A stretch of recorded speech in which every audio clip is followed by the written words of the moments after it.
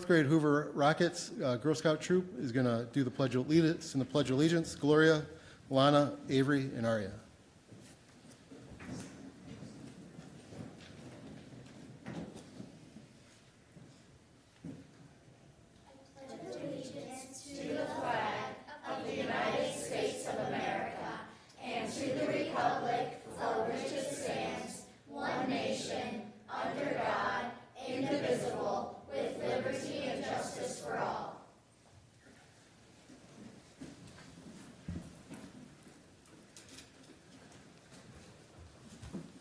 Good evening, everyone. Welcome to the Livonia PTSA Council Candidate Forum for the Livonia Public Schools Board of Education. My name is Mandy Gerstenbrand, and I'm serving in my second stint as president of PTSA Council. Council is a non-governing support body for the 22 individual units that we have our PTA or PTSA, offering guidance, training, advocacy for parents, teachers, and students. PTA is the largest and oldest child advocacy association in the United States. PTA is comprised of millions of parents, teachers, grandparents, caregivers, foster parents, and other caring adults who share a commitment to improving the education, health, and safety of all children. The PTA's mission is to make every child's potential a reality by engaging and empowering families and communities to advocate for all children. PTAs are a 501c3 nonprofit organization, and we are nonpartisan and do not support or endorse any candidate. We are hosting tonight's forum to promote, encourage, and support our members and the community to be an informed voter, and more importantly, to come out and vote on November 5th. On behalf of Council, I'd like to thank the candidates for participating in the forum this evening, and thank you to the community for joining us tonight or for watching a recording later on. At this time, I would like to introduce Council's Advocacy Chair, Mike Testa, who will be the moderator this evening. Mike? Thank you, Mandy. Welcome to the forum tonight. I'm happy to assume the role of moderator, but I'll have help from 3 high school students. As a parent of 4 LPS students and a Livonia voter, I look forward to hearing from the candidates tonight. All 5 candidates officially on the ballot were invited and are here tonight. Pam Morgan, Dave McFarland, Karen Bradford, Crystal Frank, and Madeline Acosta. The format of the forum is as follows. First will be opening statements. Each candidate will be given up to 90 seconds to introduce themselves and explain why they are running. Second, in the main portion of the forum, will be Q&A. The candidates will be asked questions with a round-robin style format. In order to touch on as many topics as possible, Q&A will consist of 3 phases. Phase 1 is traditional in-depth questions. Phase 2 is speed round questions. Phase 3 is word association questions. We'll wrap up the forum with closing statements, and again, candidates will be given 90 seconds to make comments. The rules for the forum are as follows. Just a few minutes ago, the candidates participated in a random draw to decide the seating order. The speaking order will then rotate after each question and will flow in a clockwise direction. For the convenience of the candidates, the questions and a countdown clock are visible on 2 monitors here in the auditorium. When the candidates are done speaking or their time has ended, they will be allowed to finish their sentence, which then should yield their time. Candidates should only speak when it is their turn, and they should not interrupt others during their speaking time. And finally, personal attacks are not allowed. We ask that everyone in attendance tonight silence their cell phones or put them in silent mode or turn them off. We also ask that the audience refrain from talking, cheering, or jeering, or doing anything disruptive. We have limited time and would like to get as many topics in as possible. So let's get started with opening statements, and we'll start with Pam Morgan. You have 90 seconds. Hi, good evening. My name is Pam Morgan. I want to be on the board because I believe I can make a difference for students, parents, and teachers. I want to bring back students who have left our district to rebuild parents' confidence in trusting public schools. I'm committed to focusing on safety and security along with a focus on basic skills. I promise to make sound financial decisions based on the needs of students. My husband Ken and I have lived in Livonia for 32 years. Both our boys graduated from Stevenson. I was an active parent in their education. I've been a PTA member for over 35 years. I've been teaching grades K through 8. Presently, I'm teaching kindergarten. I'm a unique candidate who spent most of my life in schools. I'm an expert on curriculum, budgets, smart spending, behavior management, building relationships, and conferencing with parents, and working in different economic buildings with a diverse staff. I am passionate about teaching our students about patriotism. This year I was awarded the 2024 VFW Teacher of the Year, and I'm very proud of that for teaching patriotism to my students. I've also been awarded the Northwest ARC Teacher of the Year, the Special Education Parent Advisory Committee Award twice. I'm an avid grant writer, and it's very important to me that I am the voice of common sense and what is best for students and kids. Dave McFarland, you're up. Good evening. My name is Dave McFarland, and I'm here tonight to demonstrate why you should support me in becoming a trustee on the Livonia Public Board of Education. First off, I'd like to thank the PTSA Council for hosting us tonight and all of our community members that have submitted questions. LPS has been and continues to be a big part of my past, present, and future. Over just the next couple of years, both of my young children will begin their journeys through Livonia schools. So my family will be in a unique position in sharing the experience with current and future parents and students. I'm also a proud alumnus. I am fortunate to have had a great experience at Buchanan, Riley, and Stevenson, from which I graduated just over 20 years ago. In addition to that, I'm the product of two long-serving LPS employees. Both of my parents, Bill and Grace, started as teachers and worked their way up to becoming the Director of Secondary Education and a Coordinator of Special Education, respectively, in the district. I currently serve on the Board of Directors with the Livonia Public Education Foundation. In 2 years since I started the Foundation's golf outing, I'm excited to share that we've already raised over $40,000 for our teachers and students. I also currently serve as a commissioner on the Livonia Library System. So I guess you could say that Livonia Public Schools and education is truly in my DNA. I firmly believe there is no greater gift a community can provide to all of our children than a free, high-quality education. Thank you again, and I look forward to your questions, and I hope to show you through my answers why I deserve your support. Karen Bradford, it's your turn. Thank you. Good evening. I am Karen Bradford, and I am happy to be here tonight to participate in the candidate forum hosted by the Livonia PTSA Council. I'm running for re-election to the board. This is my 8th year as a board member, and I am currently serving as the board president. My journey with Livonia Public Schools spans back 25 years. All 4 of my children attended LPS from preschool through high school and are proud graduates. The last one graduated in 2020. During those years, I was a proud PTA member and held PTA board positions at every building. I was highly active in the schools as a parent, volunteer, and as a substitute teacher. Over time, my work afforded me the opportunity to be an advocate for all children, not only my own, but every child who enters LPS. I was elected to the Board of Education in 2016 and again in 2020. I've been asked many times by my family and friends, Karen, why are you running again? With this, I say, I love the work I do. I'm passionate about high-quality education, and I'm a staunch advocate for all students. I'm a board member who has vast experience and leadership qualities. I can examine issues and collaborate effectively with my peers and make sound decisions for the district. I promise to focus on the 4 core priority areas of the district. There's a lot of work to be done. Thank you. Thank you, Karen. Crystal? Thank you so much. I just want to take this opportunity to thank everyone who has helped put this on tonight, the Livonia PTSA Council. I see so many of you have dedicated hours and hours to our district, and I just want to thank you. You are giants in this district, and you have done many amazing things. So before I get started, I just want to thank you. I want to thank the students here from Churchill, Franklin, and Stevenson who gave up their evening to be with us tonight, and also the Girl Scouts from Hoover and Webster who joined us this evening. I am so proud of our district, and that is why I want to run to serve on the Board of Education. I've been a Merit Award winner from the Michigan Association of School Boards.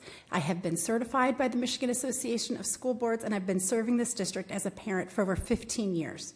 As a parent, a school volunteer, PTSA president at Webster, Frost, and Churchill, I then moved into my role on the Board of Education.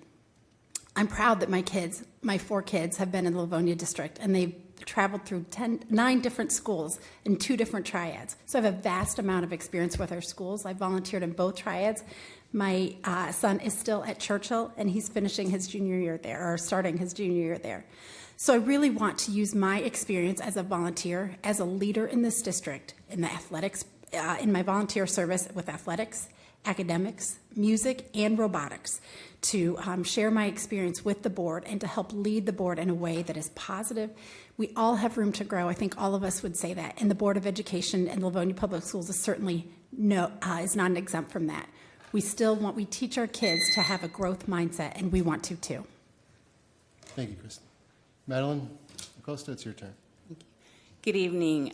Thank you to the Livonia PTSA Council, to the students in attendance, Mike Testa as our moderator, and the community that's in attendance and viewing from home. My name is Madeline Acosta, and I am running as a candidate with relevant experience, with experience not just outside of our district as a special education teacher and serving on boards, but more importantly, with experience within our district. As a certified school board member for the past 4 years, where I currently serve as the board secretary, as a former long-term substitute teacher here in Livonia Public Schools, where I worked in the general education classroom as well as with students with special needs.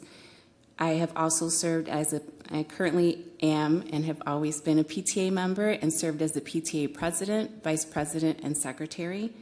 And especially as an involved parent of 2 Livonia Public Schools educated sons, one a recent graduate in 2024 from Stevenson High School, and I currently have a student that's attending Stevenson. I am committed to the success of our schools, the quality of education, providing safe and welcoming environments, and maintaining high expectations for all students. My background, diverse roles, and qualifications have granted me the experience that is paramount to making informed decisions at the board table. I look forward to continuing this labor of love with your support. Thank you. Thank you. We'll now get started with Q&A. We'll start with phase 1, which is traditional in-depth questions. Candidates will have up to 60 seconds to respond to the questions.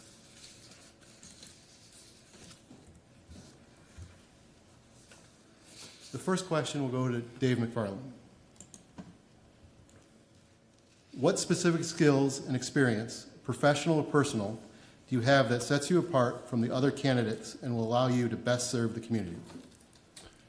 So professionally, I help people find their forever home. And when they're making that decision, the community they want to live in plays the ultimate role in it. And as I'm helping them, school systems become the preeminent driving factor for young families. And what's important to me is creating and helping to maintain and improve Livonia Public Schools as the preeminent district in the area. We want a vibrant school system where all of our students from all different backgrounds feel seen, heard, safe, and that we meet them at their maximum level of achievement, which isn't going to be the same for every child. We want to support the highest achieving and help booster up the ones that may need a little bit more help. Personally, like I said, I've got 2 young kids that are going to be entering the district, so I will be a younger member with a forward-thinking approach to where I'm not just concerned about the issues of today, but also helping to head off the issues that could present themselves tomorrow. Thank you. Thank you. Karen Bradford, it's your turn. Thank you. Oh, well, professional experiences. I started in my background as an educator back many moons ago, and then decided to bring my family to Livonia to go to school here. I've been a parent in the district, I've been a volunteer in the district, I've worked in the district, and I have been an educator here. So my experiences, I've spent quite a bit of time in the district. I believe that I have leadership qualities that are at best, the best leadership qualities, and I feel like I have been able to get through the district with my children, and that's it. I feel like I have lots of experience. Thank you. Thank you. Crystal Frank? Thanks so much. I really do think it's important to know what the role of the Board of Education is when you're describing what your background is. And I think it's very important to say leadership matters. This is not a classroom position. This is a position that is over the entire district. So we have, and to know exactly what the role is. The role of the board is to set the budget to align with the district goals. The role of the board is to hire and evaluate the superintendent. And the role of the board is to set the district policies. Those are very important roles, but it requires a breadth and a depth of knowledge to understand all areas of the district and not just the classroom. The classroom is where most of our work happens, but we need to be able to understand the entire district. And I think my experience as a leader, my training in the Michigan Association's school boards leads me to, or allows me to be the leader that Livonia Public School needs to lead our district forward and to understand what the role of the board is and to understand what the needs are of the district to be able to move us forward. Madeline Acosta, it's your turn. Thank you. When I approached this role 4 years ago, I decided to become a certified school board member, taking all of the required courses from the Michigan Association of School Boards, completing all of that a month prior to taking my oath of office. And I've continued to take professional development courses through them, reaching level 3, which is the award of distinction. And I am on track to receive the next level, level 4 master board member next month. So all of these skills are really what's vital in this role on the school board, where you're making decisions, where you have a huge budget, and it's more governance than actual time spent in the classroom, although I do have that skill as well. So I think my background in special education allows me to have empathy to relate to not just the staff concerns, but see myself as a parent. Thank you. Pam, you'll close out this question? Well, I've been in education more years than a lot of these people have served on the board, and I've seen the cycle of education change, and I've lived through COVID, and teaching through COVID was an eye-opener for a lot of parents to see into the classroom. I have experience with all kinds of different parents who struggle with students that are special ed, who have trauma, who have learning disabilities, who are gifted. So I've seen the whole realm of what parents deal with on a daily basis. And being the parent of 2 boys and putting them through the schools, I know how dynamic the Livonia Public Schools are, but I do know that there are places where we can do better. And I know what a teacher does each day in that classroom, working with too many kids in a classroom and not being paid enough. I ride on the buses to go on field trips and talk to the bus drivers who struggle with having too many students on the bus and know they're trying to do their best to make everyone safe on their journey. Thank you. At this time, I'd like to start to introduce some of our co-moderators. We have students from Stevenson, Churchill, and Franklin that will take over asking questions from the candidates. First is Ava from Franklin. Ava? Good evening. I am a student currently at Franklin High School. My name is Ava Peters. I am a senior, and I am the current captain of both the cross country and the track and field teams. And question 2 is, what are the top 3 improvements you feel LPS needs to make in the next few years?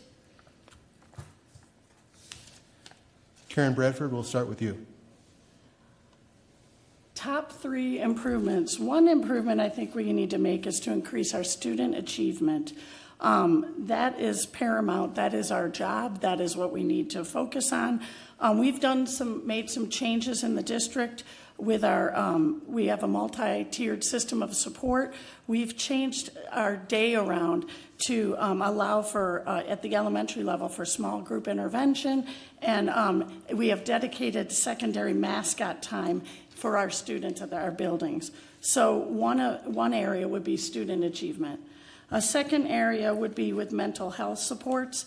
I feel like we need to work diligently to get the right supports into our schools with our psychologists, our social workers, our ESAPs.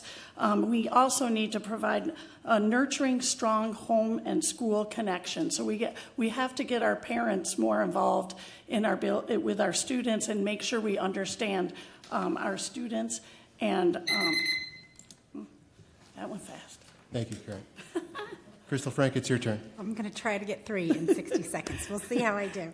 I think the biggest challenges that are going to face education today, especially in Livonia Public Schools, the first one is going to be a teacher shortage. In the next several years, we are going to have a teacher shortage. There just aren't enough kids in college right now to outpace the amount of teachers that are going to retire. And so one of the biggest things that we're going to face is how do we recruit teachers? Our team is really thinking about that and thinking outside of the box. We have the ARC program that's an alternate route to get certification with a bachelor's degree. So we're really trying our best to recruit teachers in different ways so that we can fill our classrooms with quality educators. So I think that's one of the biggest things that we need to work on as a district. The other thing is attendance. Since COVID, attendance has been one of our biggest problems. And it is nationally, the attendance problem is on the rise, and Michigan is one of the top 4 in the state with attendance issues, and Wayne County is one of the top in our state. So we really need to focus on that. What can we do to get the kids in the classroom? And I think that is going to be vital for us in the next couple of years. All right, thank you, Crystal. Madeline Acosta, it's your turn. Thank you. I think that even though in terms of our student achievement, which is, of course, our priority, that's what we're in the business of, educating our students, even though we continue to outperform the state, we need to look at the areas where we are lacking and continue to work towards improving the 5th grade ELA and math scores and working on 11th grade SAT, their writing for reading and math. What I would like to focus on also is looking at our employee employee retention, and looking to expand our recruitment efforts so that our staff reflects more of our student body. And some of that, I think the biggest change is change in perspective and how we view the trades and teaching as a profession. We need to continue to, I would say, stop discouraging students from entering these fields so that we do have a pool to choose from when it comes to hiring. Thank you, Madeline. Pam Morgan, it's your turn.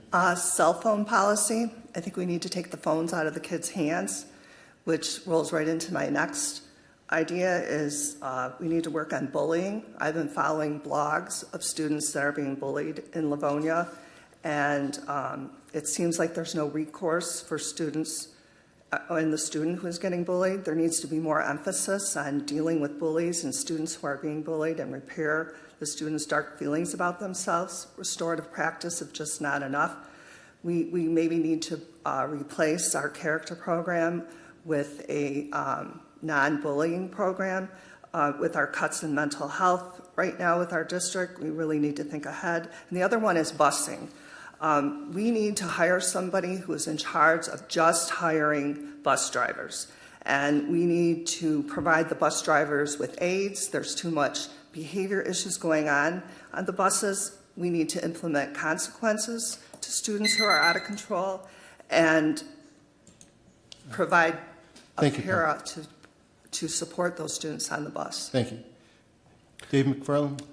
Yes, so first and foremost, student achievement. That is the name of the game. And I'm talking about students at all grade levels, all achievement levels, and rising all of them up to the degree to help them reach their absolute maximum ceiling of who they can be and what they can do. Secondly is to continue to bolster our community relationships with local businesses. Livonia has a dynamic business community, and I think Livonia Public Schools is in a great position to take advantage of that to continue to help a lot of our students who may be going straight to the workforce in job preparedness, job readiness, and internships and things of that nature. And then also student health and safety. The district is doing a lot of great things to bolster security in the buildings, some amazing things with adding support staff for mental health. But one aspect that doesn't get talked a lot about is physical health, as far as activity levels, providing good, nutritious food. If you want your brain to work, your body has to work at a high level. And in order to do that, you have to move it and you have to feed it the right things. So student achievement, community relationships, and student health. Thank you. We'll move to question number 2 or 3. Due to growing population of students with special needs, what are your plans to ensure that students with special needs have access to the proper programming and the necessary educational staff to grow and thrive? For example, my brother is currently a sophomore at Churchill.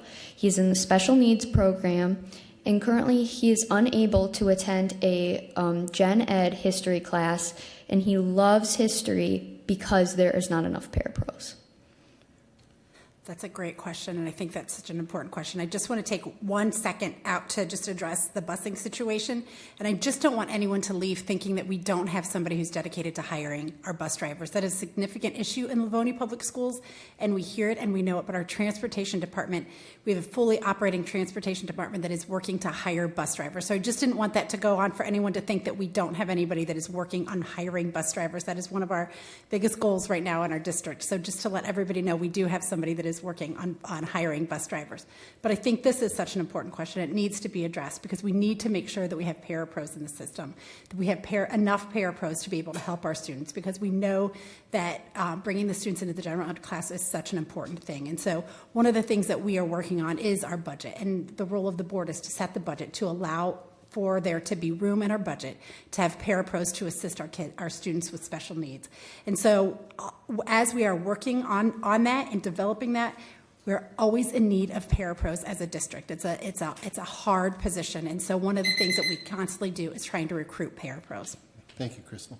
Madeline Costa, it's your turn. Thank you. With my background in special education, I think this is near and dear to my heart. I came from a district where we did co-teaching, so there wasn't necessarily a need for additional parapros because there were more students that were able to be targeted in the classroom. So I know that there are different ways that we can look at targeting that specific concern, but more importantly, looking at how, why is there a shortage? Why do we not have more people knocking on our doors to take on these roles that are so impactful? And looking at why that is, for me, would be really important to know why do we have this shortage and coming to terms on how to remedy that. Thank you, Madeline. Pam Morgan. Being the recipient of a special ed advisory award, I understand the frustration that your brother has. I am a big advocate for all students, and especially the special ed students. There are laws that protect your brother, the IDA. There are advocates that you can have your brother work with to get what he needs. The IEP, which is an individual educational plan, is a contract and a law which would provide those things that he would need. And as a high school student, he would be involved in that planning with your parents and the teacher. So I see that happening. And if it's not, then it's an issue, and you need an advocate, and you need to look at why. And I would be happy to help with that if that ever occurred on my watch. Thank you. Dave McFarland. Thank you. And I love this question because I'm a big proponent of parapros. I was a substitute parapro for 3 years during college, and it was one of the hardest and most rewarding positions I've ever had. I've got two sister-in-laws that were longtime parapros, one in Livonia at Webster and one at Cook in Northville. So dealing with some relatively lower functioning kids on that scale, it's a very hard job. The wins are small, but they feel huge inside. So it's about identifying the people who have a giver soul that will put themselves in those positions for what is less than awesome pay. So trying to get creative with budgeting to give them the ability to make more money. I think first and foremost, people show up for a paycheck is going to be huge. And then also figuring out how we can partner with whether it's Schoolcraft or Eastern or some of our local colleges that may have students who have Monday, Wednesday, Friday, or Tuesday, Thursday available to fill in on a substitute or interim basis. Karen Bradford, you'll close out this question. Thank you. All students deserve to have access to proper programming and the necessary educational staff. If that is an issue, I think that has to be looked at through our special education services to make sure that your brother can get somebody to assist him in his classroom. I do agree that I think we do have a shortage of parapros or people in our system that can actually go from class to assist in the classrooms. That is something that I do think we need to work on, but I also agree that we need to provide that service for sure. So I would hope that he would be able to get connected with the right person and have access to that. We also have accommodations, different types of accommodations for students that should qualify. Thank you. We'll move to question 4. Do you have any ideas on how the City of Livonia can help to improve pedestrian safety and traffic flow in school areas, and what would you do to support or promote these ideas? Madam Acosta, we'll start with you. Okay, thank you. This is a really interesting question. I know that as a district and our superintendent and our administration has been, I don't want to say fighting, but looking for support and buy-in from both Wayne County and not just the City of Livonia, because different areas are kind of overseen by, that's part of the issue, right, by different, not just our city. And so there's been lighting and traffic signals that have come up that have been taken on. We've taken on a lot of the financial burden for that, because safety for students is probably the biggest thing. We're always looking for volunteers, and I'm so grateful for all of the families that support and our school guards that stand out there and watch our students as they travel through. I don't really have a set solution, but I know that we definitely need to partner to find the funds to make travel safe. All right, thank you, Madeline. Pam Morgan, it's your turn. It is a major safety issue that I worry about every single day when I dismiss my students. They're getting picked up in cars, the buses are coming, we have helpers that open car doors, we have names in the windows of the families so we know who's coming next. But it's a bigger picture than just the school and the volunteers taking care of it. We need to include the police department, we need to restructure parking, we need to have professional people coming out and doing studies on how we can restructure our dismissal and arrival times, because it is very scary. In our district, we had a student that was run over by her mother's car because she thought her daughter had gotten out of the car and she didn't. So every day that I'm out dismissing my students, it just is so heartfelt that an accident could happen so easily. And just by restructuring the traffic flow and getting the police involved and looking at what would make it safer is so important. Thank you, Pam. Dave McFarland? So first and foremost, we all have very expensive and addicting distraction devices in our pocket that we, unfortunately, many of us use while we drive. So having education not only for student drivers, but adult drivers and parents that are in there, more education on the dangers of cell phones while driving. I feel like that subject has been around for a while, but it still is at epidemic levels. Beyond that, I can tell you from my experience at Stevenson, the traffic flow was very dangerous. I think that's a great example of what can be done at other schools to mitigate the dangers with the way they restructured the inlet and outlet, not only for the parents to come in, but also for the student and teacher lot. If you could try and recreate some of the things they did there at other schools, it would certainly make it safer. To the best of my knowledge, that has happened at a couple schools, but getting parking lot resurfacing and redesign in the budget is going to be something that we'll have to work very hard on as the next iteration of the board. Thank you. Karen Bradford? We definitely need to improve our pedestrian safety. I know we have worked tirelessly, the district has, with both the city and Wayne County. Several years back when my kids were in school, they tended to pull the stop signs from in front of some of these buildings. And there was a traffic safety person that came out. I'm not sure why they did that. To me, that seemed to bring more harm for the situation. I do think we can work on teaching our students, especially our driving students at the high school, the proper, just making sure we're having people watch them and teaching them how they should drive in the parking lot, having conversations with our teachers and teaching kids how to get in and out of the parking lot safely. Traffic flow has always been an issue, but we've always had staff out there diligently working. Thank you, Karen. Crystal, you'll close out this question. Thanks so much. And I'm going to take a little bit of a different spin on it. I'm certainly sorry that happened in Plymouth, in the Plymouth School District. That is so sad. And I am proud of our Livonia Public School District, because I think, although we would all like to see perfection, but we have seen progress. And I think that is really important to note. We do have consultants that come out.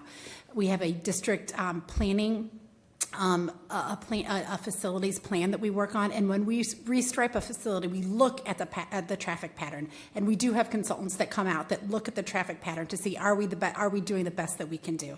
And so we do have that, we do employ that, and we do have that in the budget right now. In one way that we did that is that just this year, Churchill High School has evaluated their whole system, and they've revamped their entire system of getting in the building and getting out of the building, where parents pick up who is allowed to go in the second drive, who's allowed to go in the first drive, and they've totally redesigned where the buses pick up.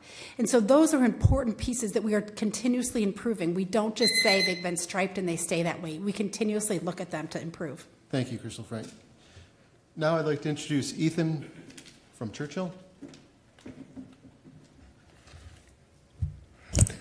Hello, my name is Ethan. I'm a student at Churchill. There, I'm part of the MSc program, which is the Math Science Computer program. I'm the all-school president for our student council. I'm the captain of our hockey and of our tennis team. And then last year, I joined track, which was a fun experience. All right, question 5 is this. How would you respond to parents with concerns or complaints about what is or is not being taught in their child's school?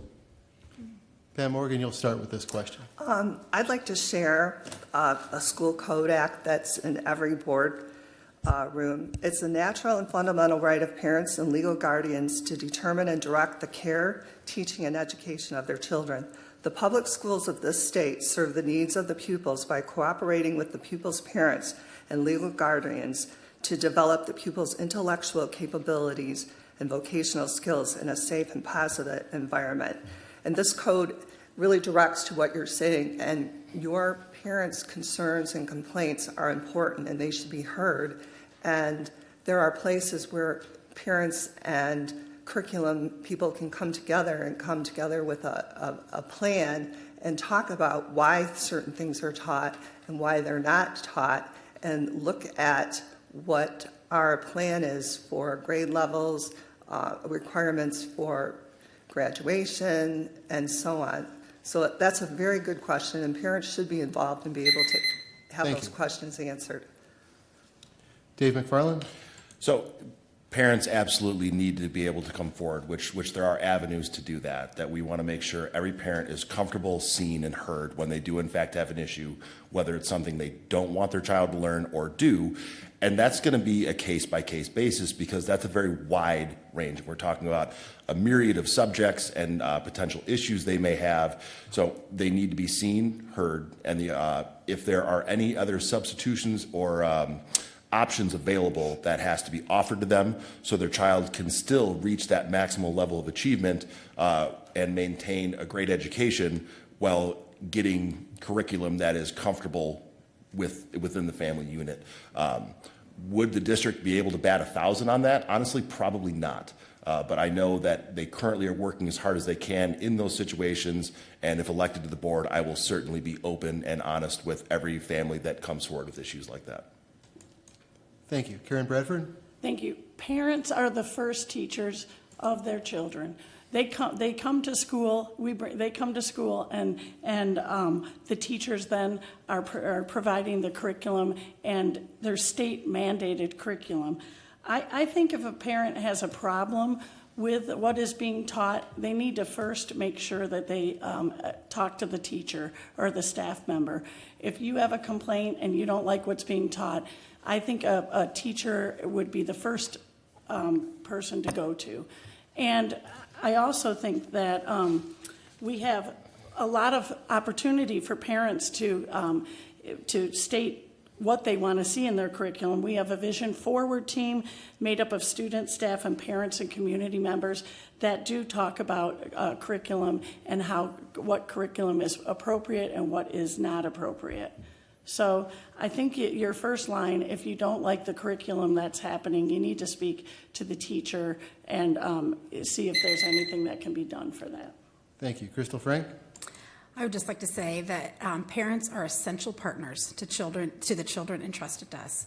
Parents are the first teachers of their children, and we need to partner with our parents. I'm proud that Livonia has one of the largest PTSAs in the state, and at every PTSA meeting, the principals are there. So the question is, how do you respond to a parent with a complaint? As a board member, I would ask them if they've talked to their principal, because that's really the way to get something done, to really express frustration, express something, is if they've talked to the principal of their schools. Livonia Public Schools has tried to put in a common curriculum so that everyone in 6th grade across the Livonia district is teaching the same curriculum. Everybody's pacing the same, everybody's going the same, so it's not so much the luck of the draw for your teacher. It really is set by the district, and all of the pacing is the same for each teacher in the district. But if you do have a concern, please come to a PTSA meeting or go see your principal. Thank you, Crystal. Madeline Acosta, you'll close out this question. Thank you. When our parents and our families choose Livonia Public Schools, they're choosing to enter into a partnership between the school community and their family. And if there is at any time a concern about anything that's being taught, I would say the first point of contact would be that teacher in the classroom that's delivering the instruction, to identify what it is that specifically that they have concerns about. We do have policies in our district on how to approach any instructional materials that you have concerns about. Policy IFC is specific about instructional materials. Policy IFD is more about books and how there's a governing body that oversees the books that come into the libraries. So there is an opportunity for conversations to be had and for us to move forward on how to best educate each child. Thank you. We'll move to question 6. Various data sources would suggest that LPS has experienced a decline in student academic outcomes. To improve the rankings and regain the status as a premier school district, what are your goals and action steps to address this? Start with Dave. Absolutely. So thank you for the question. LPS is not alone in the area in experiencing that. Based on all of the data I've seen, we are outpacing many of our neighbors as far as where the improvements are being made and making lesser declines. We're seeing some of those. As a board member, I would work very closely with the superintendent and her team in creating the goals that are implementable by the staff. So you have to create a vision and a goal that can kind of follow down to where the teachers and support staff can implement that to where it's a task by task, class by class basis. I know from talking to the superintendent, this is something that her and her cabinet are passionate about, and they've got very granular goals that they're working towards. And as a new board member, that is something that I would absolutely want to jump on as a future parent in the district. The achievement of my students and the people in their cohort and other classes is going to be one of the most areas of most preeminent importance. Thank you. Karen Bradford? Yes. I don't necessarily I think we need to increase student achievement. We have recently just had our M-STEP results, and while across the board our scores were above the state average, we have a lot of work to do. The state average has been on the lower end, but we are proud in Livonia that we have all our scores were above average for grades 3 through 11. We also were above in 3rd grade ELA, 4th grade math. We were in the top 10 for the Tri-County area. That's within 81 districts. That included Oakland, Macomb, Wayne County. I'm proud of the work we do every day. Our teachers work hard, and we have a rigorous, viable curriculum that we use. We do a multi-tiered system of supports for serving all our children. And we've implemented Project Lead the Way, a STEM curriculum in all our elementary schools. Thank you. Crystal? I'm going to piggyback off of what Mrs. Bradford said with the STEM curriculum that was just introduced. It allowed for our classes to have a 5th special, which allowed for a tiered intervention time. So every elementary student in the district is getting intervention time, which is when a special teacher comes in, a therapist, a reading specialist comes in, but there is no new instruction that happens in the district. And so I think this is one of the ways we looked at these scores, and yes, we are better than the average, but as Mrs. Bradford said, our scores are not where we want them to be. We believe that Livonia Public Schools can do better, and so we're continuously looking to improve. But one of the things that when you pull students out of the classroom, they're missing the new lessons that are being taught. And right now in Livonia Public Schools with this new program, there's no new instruction while we're doing interventions with the kids that are furthest behind, because the gap was widening as we were doing interventions. So we have a consistent, strong Tier 1 and the intervention in Tier 2 and 3. Which is common. Thank you. Madam Acosta? As I mentioned earlier, even though all of our scores are over the state average in every area and every grade that is tested, there's definitely room for improvement. And with the superintendent, we have established goals that are looking at increased rigor with a narrowed focus. So a consistent, rigorous Tier 1 instruction, and then with the structured intervention blocks that are consistent. Students are either receiving enrichment if they don't need that extra support, but the supports are being pushed into students during that time. And then there's also Tier 3 supports where there are 10-week bursts of instruction that is happening that is focused on smaller groups, even like a group of 8 students with the teacher where they're not missing. This is additional ELA, additional math that's happening during that time. So I think continuing to move forward with these interventions are key. Thank you. Pam Morgan, you'll finish out this question. Okay, it starts out in kindergarten. The class sizes are way too large, and higher academic achievement is connected to class size. Research has shown that students in smaller classes tend to achieve higher academic outcomes, including improved test scores and graduation rates. Overall, lower class size can contribute to a more personalized, engaging, and effective learning environment that supports the academic success and overall well-being of students. I'm really excited also that Livonia Public Schools is incorporating with their teachers the PLC time, which is a professional learning community where teachers come together and they can plan, but they can also look at the data and the scores. And a lot of the testing that we get from our students, it shows us where we need to work with them. So establishing goals with the students, working with the classroom teachers is very, very important. But making the class size smaller is most important. Thank you. We'll move to the next question, question 7. Are there any LPS policies that you believe should be changed or newly adopted? If yes, which ones and why? If no, why not? We'll start with Karen Bradford.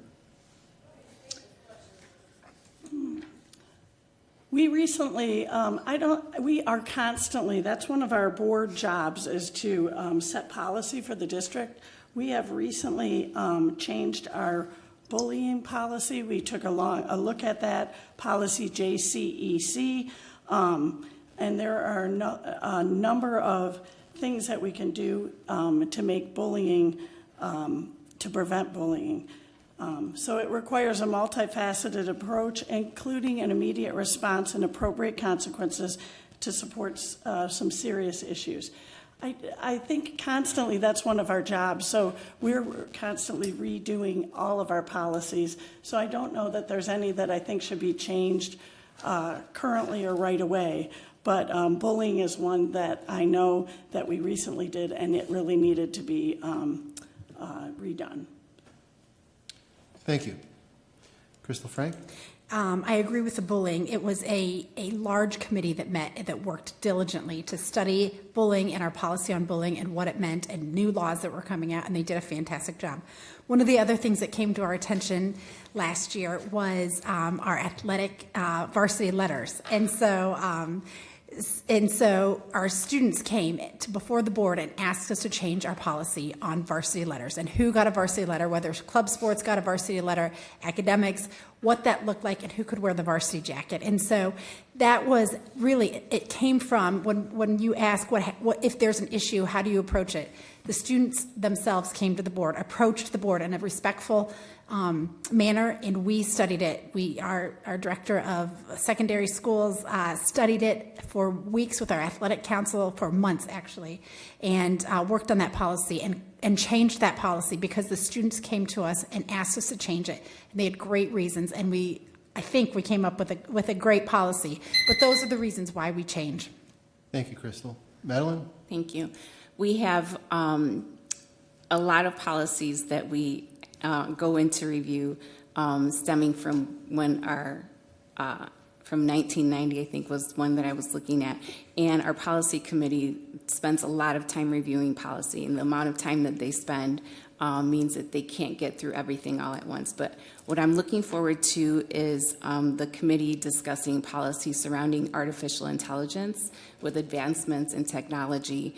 This is an area where we need to look at how we can navigate and regulate artificial intelligence use within our buildings to help teachers be able to differentiate instruction and use it as a real tool, but definitely with certain parameters. So artificial intelligence policy should be coming right up. Thank you. Pam Morgan? Back to smaller class sizes, the cell phone policy, taking phones out of kids' hands, supporting teachers' inability of how they know how to teach, the Title IX policy with the sports and the bathroom locker policies, back to the busing, hiring somebody who's in charge of responsibility for staffing and training, raising the pay of drivers, and also providing them an opportunity to work during the day as a para and supporting other students in other areas. Schools need more lunch and recess supervisors. They need more paras to work with struggling kids. Eliminating DEI directors and extra personnel that schools can live without. We need to change our food service products. We need to provide healthier foods for students. Got a lot of work to do, but we can get there. And I'm willing to work hard to make those changes to make it better for all students. Thank you. Dave McFarland, you'll wrap up this question. Yeah, so as the demographics in Livonia are changing, I think we need to put an emphasis on meaningful DEI initiatives in each and every school. Every school has a different student body makeup, so I don't know that there is a district-wide policy for that, but empower the principals and the teachers to come up with their programs that fit the needs within their building. DEI is a wide-ranging topic. You're talking about race, color, sex, gender, physical disability, mental disability, a variety of things that all need to be considered by the people who are kind of going to be empowered to make those decisions. Beyond that, I'm going to go back to some of the physical education and free play. There is a lot of science that supports kids perform at a higher level when they are active and well-fed. So providing younger kids more free play, kind of recess time. Older kids, I don't know exactly what the answer is there, but I'm going to work on finding it out, whether it's more of a mandatory gym class or more options after school for kids who may not be student athletes but want to find intramural sports and things like that. So creating environments where kids from all backgrounds feel safe and well exercised and fed. Thank you, Dave. Next, we're going to invite Alex from Stevenson High School up to take care of the next few questions. Hi, I'm Alex. I'm from Stevenson High School, and I'm part of the Livonia United girls hockey team. For question 8, school safety takes an entire community. How do you engage the local community to ensure that the district and each individual school has what it needed to improve and maintain a safe environment? Crystal Frank, we'll start with you. Thank you. This is an important question. We believe that students do their best learning and our staff does their best work when they feel confident and when they feel safe in their learning and workspace. It is the responsibility of the district to invest in a myriad of security measures for the safety and well-being of all. This topic weighs heavy on all our hearts and minds, I think, and we want our students and our parents to feel knowledgeable about what's being in place. And we have many elements, and I think one of the things is to wrap around in terms of safety and security. It's not just one thing. There's not one magic thing that will take care of it. But what we do have is we employ a consulting company that comes in that looks at our buildings to make sure that our buildings are safe and to make sure that we are doing the best that we can to ensure safety. And one of the other pieces is that we practice. One of the biggest failures in an event is human behavior. And so what we do is we practice so that it becomes second nature, that people know what to do if there is some kind of safety event, that people are aware, that people are knowledgeable. And that's what I would say. Madeline Acosta. Thank you. I think safety requires the entire community, so I'm glad that it was stated in that way.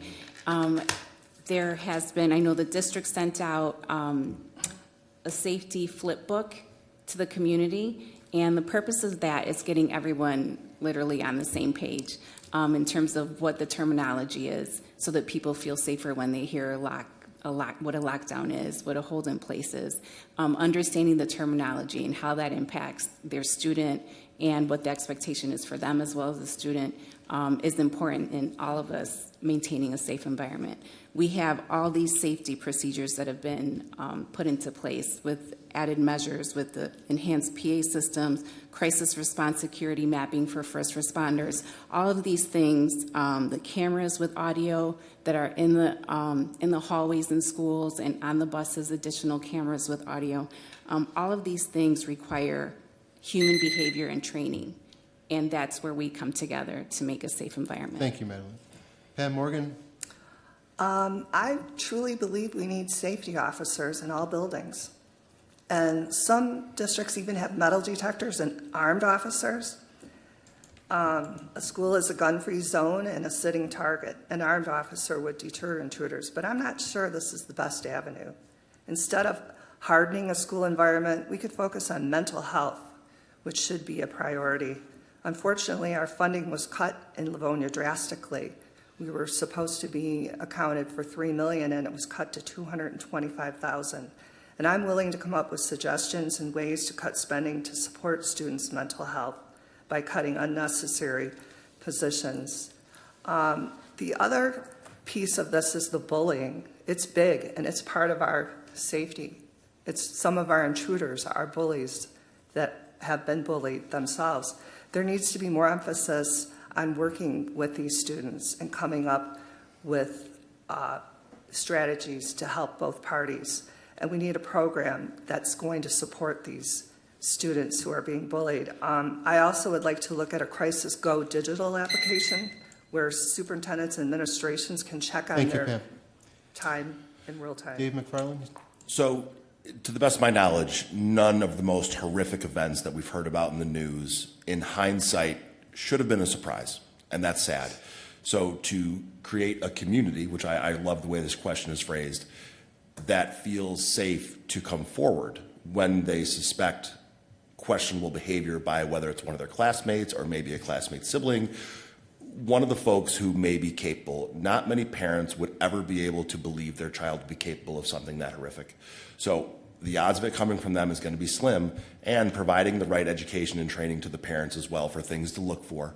Now those happen, but the likelihood is highly unlikely. So the day-to-day things, like kids bringing a weapon to school or fights or bullying, that has to come down to education and continuing education to the staff and student body for what to look out for, how to report it, what avenues to take to feel safe that you're not, tattling or something ridiculous. So, Karen Bradford, you'll close out this question. Thank you.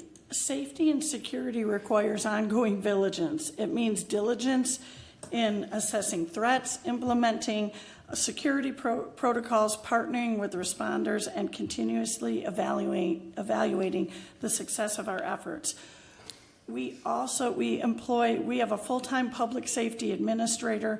We have school resource officers in our high schools and our middle schools. We have blue line security teams.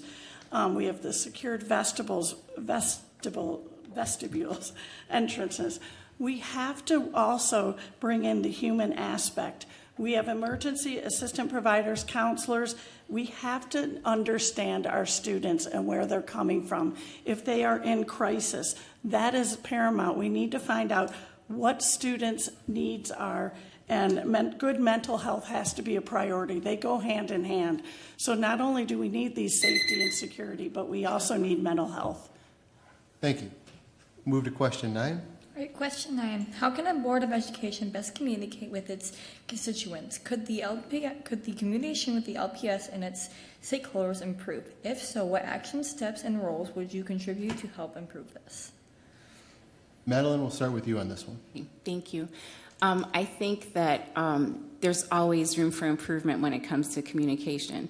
And I know that because sometimes communication goes out from our superintendent, and then the questions that I see asked on social media make me reflect that the message wasn't clearly communicated or understood. And so I know that in terms of the board, we are one body, and we have one spokesperson, which is our board president. And so that person speaks on our behalf.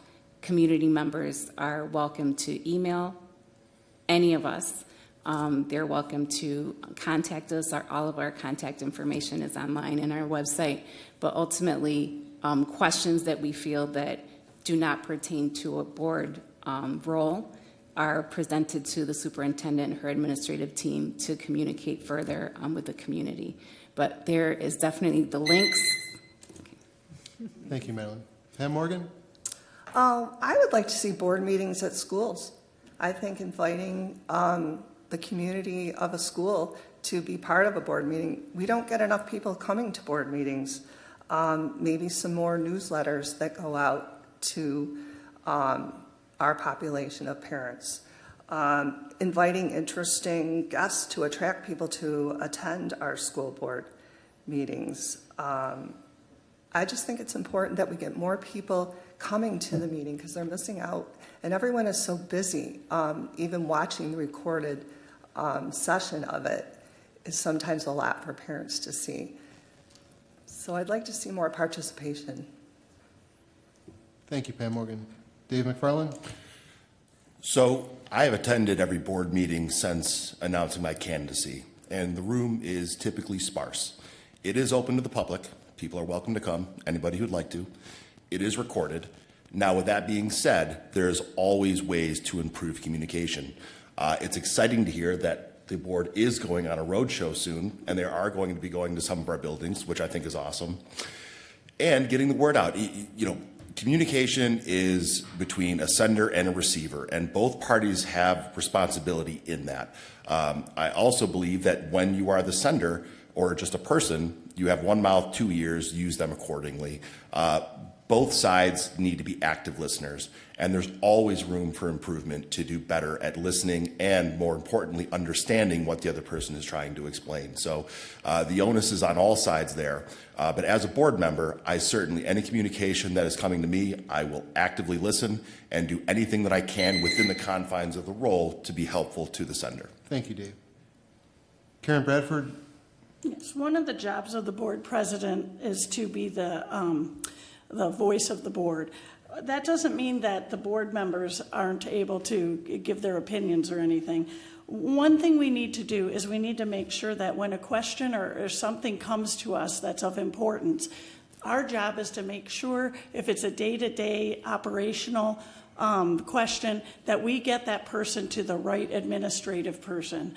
So again, our main job is to hire and evaluate the superintendent, set policy for the district, and then look at our financials. However, we are open for anybody. I have an open door policy. If you have a problem or a question, please come to us. We will get you to the right spot. That's just good board governance.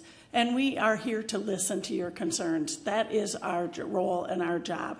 So I also think that we need to build trust and respect with our parents.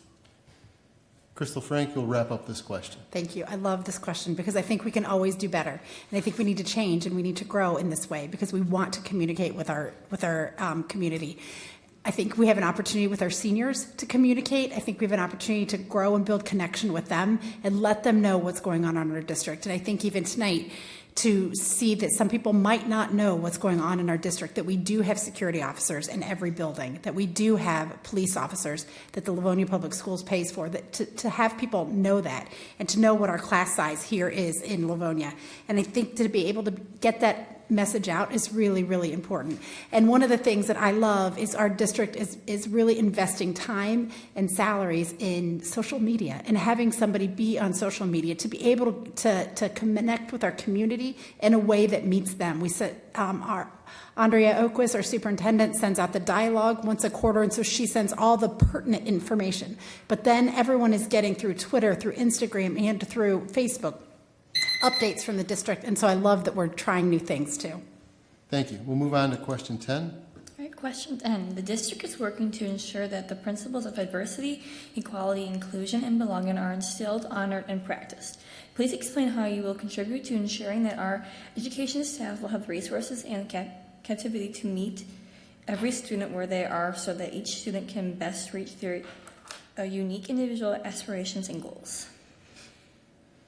Pam Morgan, we'll start with you. I believe that everyone is welcome in Livonia Public Schools and all students belong. And sometimes when we look at DEI, we have to look at it in a different way. We have laws to prevent us from discriminating. We are in a sense under DEI discriminating against kids by subgrouping them.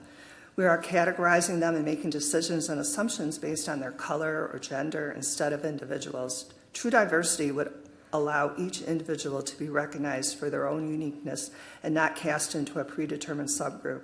Equity is impossible as individuals have different goals and values for education. All kids do not have the same ability or desire to learn. They also make different decisions about their goals and their behavior. Equity cannot be measured or proved. Instead, equal opportunity allows each individual to have their own freedom to choose and to succeed with their own unique abilities and desires.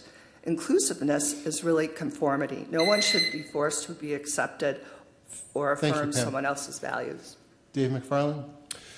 So I touched on this a little bit earlier. This is something that's highly important, and as each school has a different student makeup with different needs when it comes to DEI, I believe it's important to have a district-wide policy, yes, and empower building leaders to best understand how to help make their students within their buildings feel seen, heard, and safe.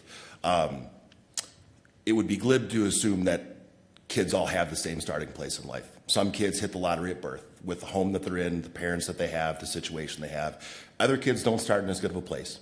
And a high-functioning school district, I believe, should help the highest where they're at and meet them where they are, and then have apparatuses to help the kids who may not have started at quite as high of a level to help raise them up, to get them to their maximum highest level of achievement, that in a lot of cases, they don't know where that is because they've never been shown what it can be. So I think it's important, again, whether you're talking about race, sex, gender, family status, you name it, all of that has to be identified and taken into consideration. Karen? Our district is made up of so many unique and awesome students. We do have an engagement and equity committee. It's based on, there's about 50 staff members. We are committed to providing an equitable and culturally responsive learning environment to ensure that all LPS students are welcomed, valued, and included. We just recently added belonging to that so that represents each person's uniqueness and that they're accepted. There's lots of activities that are happening within this community. We are supporting unified sports buddies, integrating classrooms from the RISE and the ACAP programs at Webster.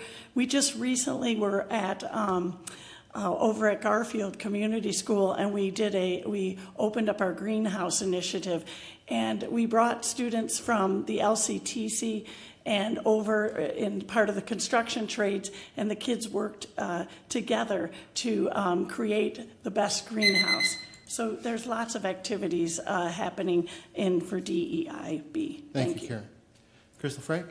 Yes, I love this question. And what can we do to help each student reach their unique individual aspiration and goals? And I love that because in Livonia Public Schools, we have a big enough school that provides for anyone's needs. I love that at Stevenson we have global education. If students want to do global education and look at the world from that perspective, that they can really tier their educational experience from that perspective.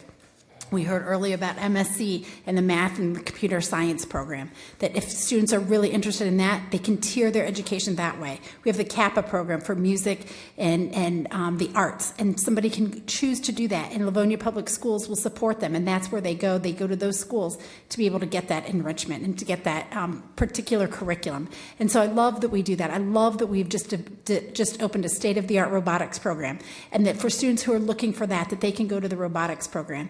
And I think what Mrs. Bradford said about belonging is so important. We want each one of our Livonia Public School students to feel that they belong in Livonia Public Schools. Thank you, Crystal. Madeline, you'll close out this question. Thank you. I think the first thing that we need to do is ensure that everyone understands what the meaning of diversity, equity, inclusion, and belonging is. We have to have a common ground and common understanding before we can begin to include more students. I believe that each student comes to school with a backpack that is full of their family beliefs, their wants and needs, their experiences, their learning abilities. And when teachers meet their students, they help them unpack their backpack and see where students are and help to meet students where they are. That is diversity, equity, inclusion, and belonging, making sure that every student is seen for who they are. Thank you, Madeline. Thank you again to Ethan, Ava, and Alex. You did a tremendous job. I'll give you a round of applause.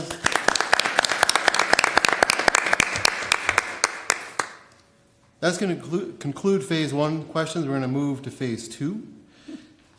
Phase 2 is the speed round questions, and these are short answer questions in which candidates will be given up to about 10 seconds to respond with an answer.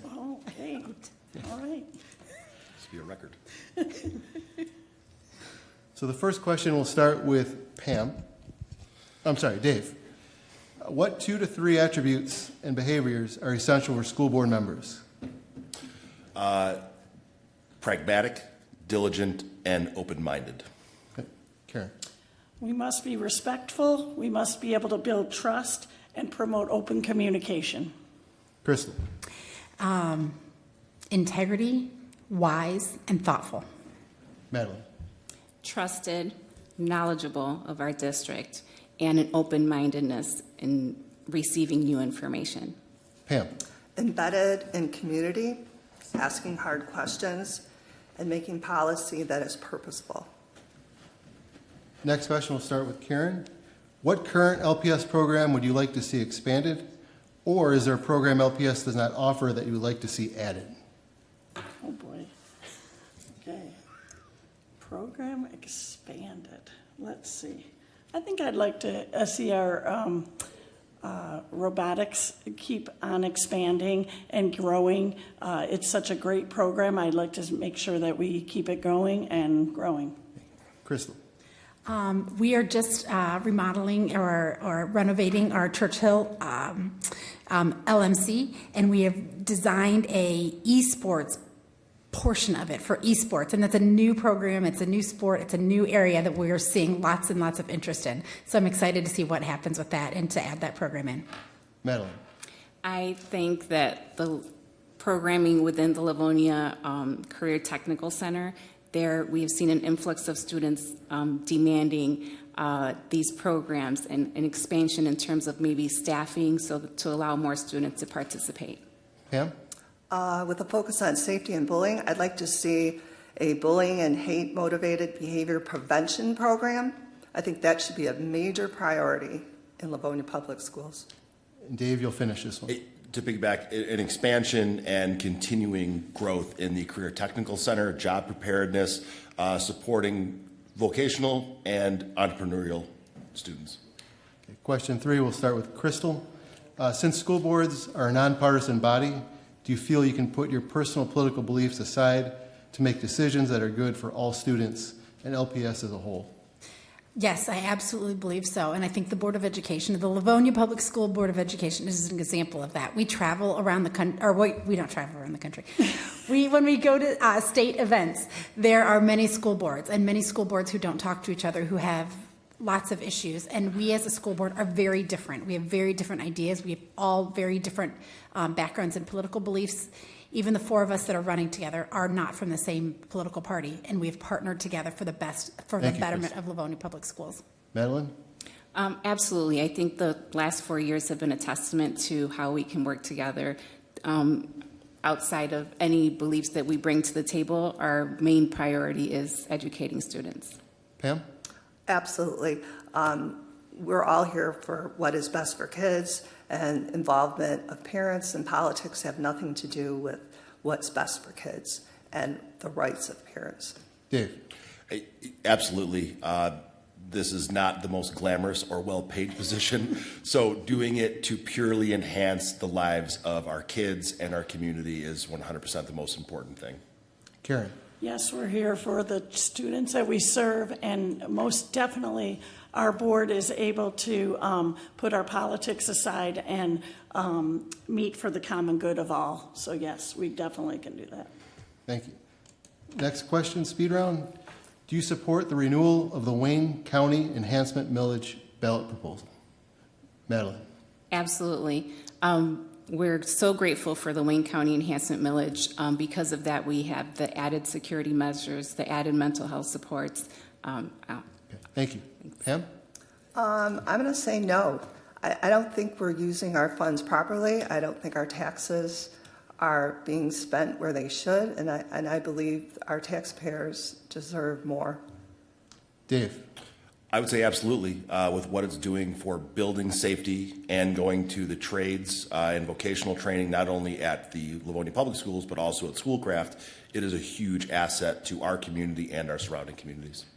Karen? Absolutely. LPS gets about $6 million a year, and we've been able to use that not only for safety and security, but for purchasing curriculum, and it's just been a really helpful renewal. It's no new taxes, so absolutely the Wayne County Enhancement Millage is a benefit to us. Crystal, you'll finish this one up.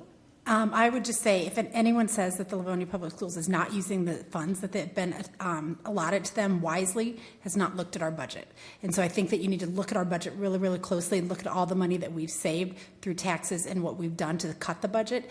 And so in that terms, I think that, yes, the enhancement millage helps us, and I think that we're using our money very wisely. Thank you. Next question, question 5, and we'll start with Pam Morgan. Are you a member of a PTA or PTSA, and do you support the collaborative nature of the PTAs in the school? Oh, yes, of course. I've been a member of a PTA for over 35 years. I believe that they are the heartbeat of the school. They are advocates for our parents and our students. They are committed to the health and safety and education of our students. They are the voice of our schools, and they need to be heard. Okay, thank you. Dave? I am not and have not, but I see the PTA and PTSAs as a tremendous asset for any district, but especially Livonia, who has one of the most robust ones and active ones around. It is a ground level service that our parents and teachers provide and students provide to really help the district grow and move in the right directions. Karen? Yes. Many PTSAs over the years for 25 years. Yes, our PTAs are the backbone of our schools. Our parents are awesome. And that's how I got started, and this is how I am right now. So, yes, PTAs are extremely important. Crystal? Thanks so much. Yes, I believe in it. I've been president, vice president in 2 different triads of our schools, and I see the vital importance that they play in our schools. So I'm so proud of our PTAs. Madeline? Yes, I am, as they say, not only a member but the president, but I was the president, the vice president, and the secretary. And I think that when parents are looking to be involved in what happens in the school, this is the place to be. Mm-hmm. All right, thank you. Now we'll move to phase 3, which is word association. A word or topic will be given, and a candidate will have an opportunity to respond. The intent is spontaneous, brief responses. Only a few seconds, maybe 10 words, but try to be quick. Okay. The first question, I believe, we'll start with Dave, correct? Sure. Let's do it. Okay. A Livonia Early Childhood Center. A tremendous asset for the community. Karen? A total gem. Love it. Crystal? Beautiful, state of the art. Madeline? State-of-the-art dynamic. Pam? Great beginning.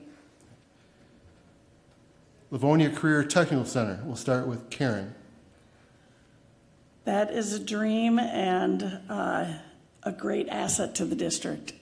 Crystal. Robotics. Credentialing. Pam. The future jobs. Dave. Keep it growing. Question 3, we'll start with Crystal. Andre Oquist.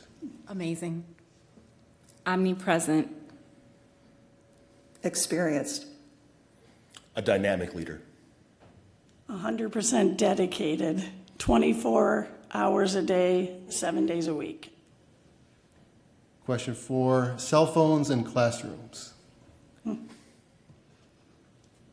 Sorry. I'm sorry. Can be used as an instructional tool, but looking at digital citizens. Pam. Policy needs to be changed. Dave. Only as calculators. Can be distracting. Put them away. Question 5, we'll start with Pam. PTA. Heartbeat of the school. Tremendous asset. Place for our parents to be and thrive. Hard workers. Partnership with community. All right, thank you. That concludes the Q&A session. We'll now move to closing statements. Each candidate will be given 90 seconds to give a closing statement, and we'll go in reverse order. So we'll start with Madeline and end with Pam Morgan. Okay. Thank you to Mike Testa, the Livonia PTSA Council, the students from Franklin, Churchill, and Stevenson, and the community that's present and that sent questions in and that are viewing. I am Madeline Acosta. I am seeking re-election because I am experienced, qualified, and committed. With your support, I look forward to continuing this labor of love and advocating for all students. Crystal? Thanks. Thank you to the PTSA for hosting this event. Mike Testa, we talked about labor of love. Thank you for your labor of love and all your hard work in this tonight. Thank you to Ethan, Alex, and Ava for your great questions and for just observing the political process. Thank you for encouraging informed and active participation in government, PTSA. Again, this is a way that you shine in our district by getting students involved, so I love that. The Board of Education must be a forward-thinking board who is looking to keep our district strong, a lighthouse district. I want to utilize my broad knowledge of the district, both as a parent, a volunteer, and a leader, to move our district forward. I'm excited to share my passion and experience with Livonia Public Schools by continuing to work on this board for another 4 years. Thank you for thinking of me. Thank you for entrusting me with this. I bring a leadership background to the board with a focus on parents. As a parent of 4 kids that have been in 9 different schools, I have a breadth of knowledge that I'm excited to bring to the district. Please consider voting for me, Crystal Frank, on November 9th when you cast your ballot. Thank you. Thank you. I want to thank the Livonia PTS Council and all who were involved in putting this forum together tonight. It's extremely important to be an informed citizen when choosing the right candidates for school board.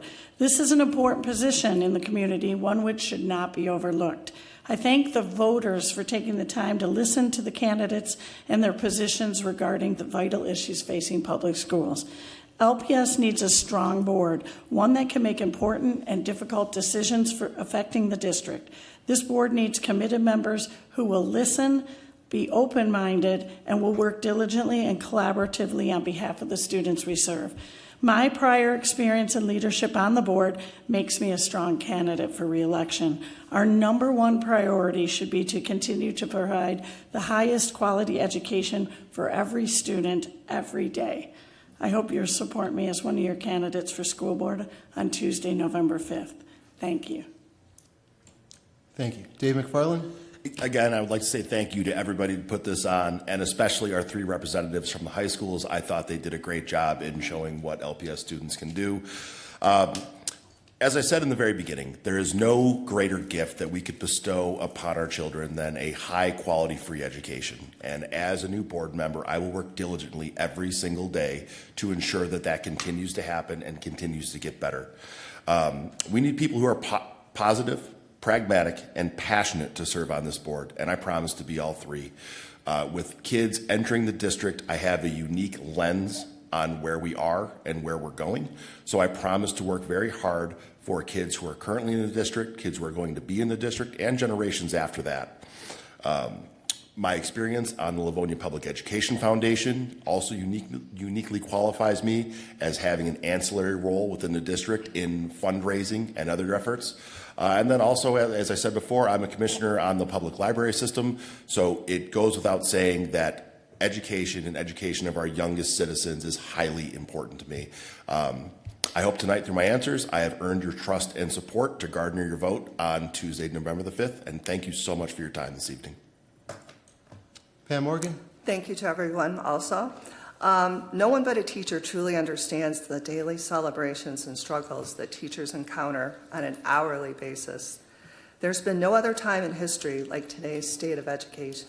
Public education was always looked at as the only way to educate students. Today our enrollment is plummeting and students are leaving our district for charter and private schools. I am the best candidate for the Livonia School Board trustee position. I have more experience working in schools than all the incumbent candidates' years on the board. I've been awarded many awards highlighting my expertise in education.